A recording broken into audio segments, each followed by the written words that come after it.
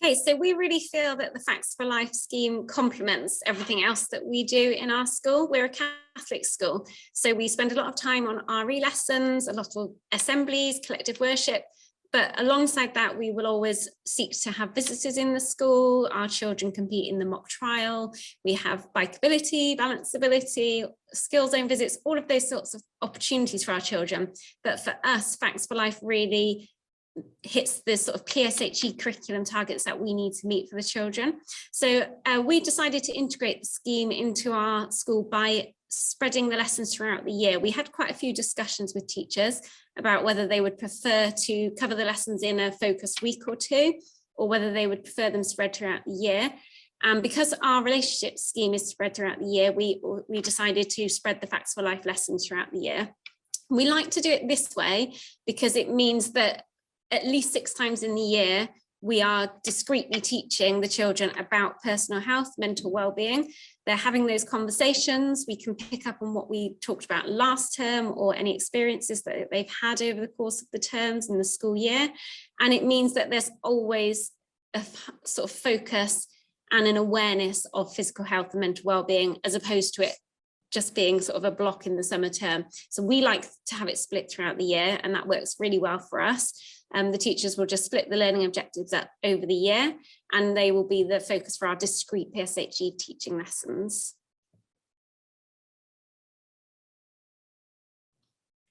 So as a school, we felt that a lot of the PSHE objectives are covered through other areas of the curriculum, such as science, RE even, PE, but for us there were key areas that were missing, and Facts4Life really meets these sort of key areas, particularly since statutory guidance came out on physical health and mental well-being. It really has made sure that we're hitting those objectives.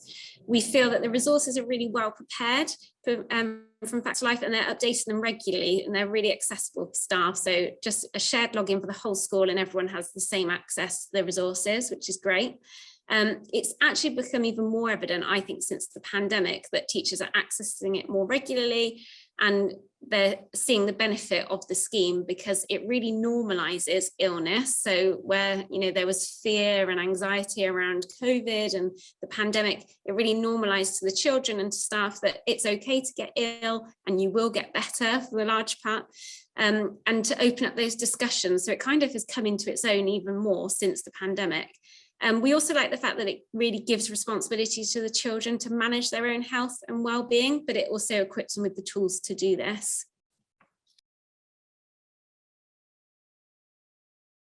So the children really enjoy our PSHE lessons, particularly when we always start off with that baseline assessment of drawing sort of healthy me, ill me or unhealthy me, and the homeostasis balance ball activity is really powerful as well for them to see all of the factors that, you know, come into their mental health, physical well-being, those sorts of areas.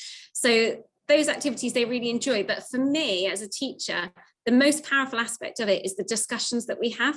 So the children you'll find as you go into it, and I think it can vary teacher to teacher, but the way I deliver it, I'm quite open with the children about illnesses that might affect my own family, mental health problems within my own family. So for me, the most powerful aspect is the discussions that we have.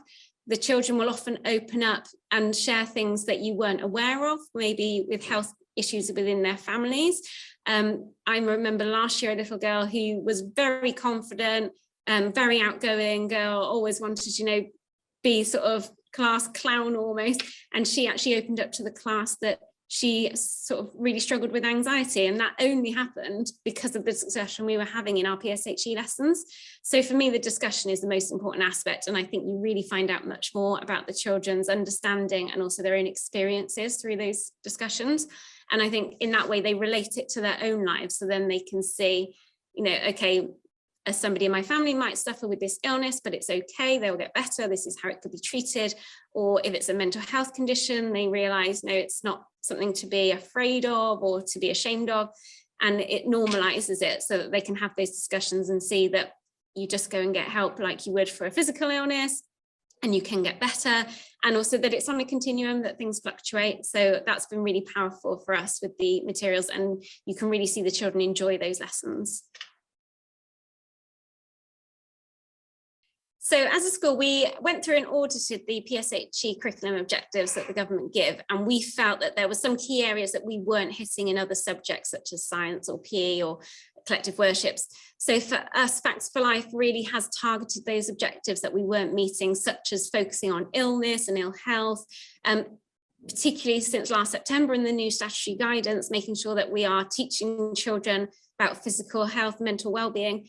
Alongside this, we've done quite a lot of work on self-regulation as well, and the 5 ways of well-being are great with that as well. So children recognizing that it's not just about eating healthy and exercising, it's also about helping others and connecting with other people. And particularly, obviously, since the pandemic, that's been a really important point of conversation about how the lack of contact affected children in the pandemic. The materials are really accessible for the staff. They're able to use them very independently. I haven't had to give much staff training, but what is really great is that the Facts4Life team are always ready and willing to give free training, and there's regular emails inviting you to sort of online training, so it's accessible for staff should they wish to.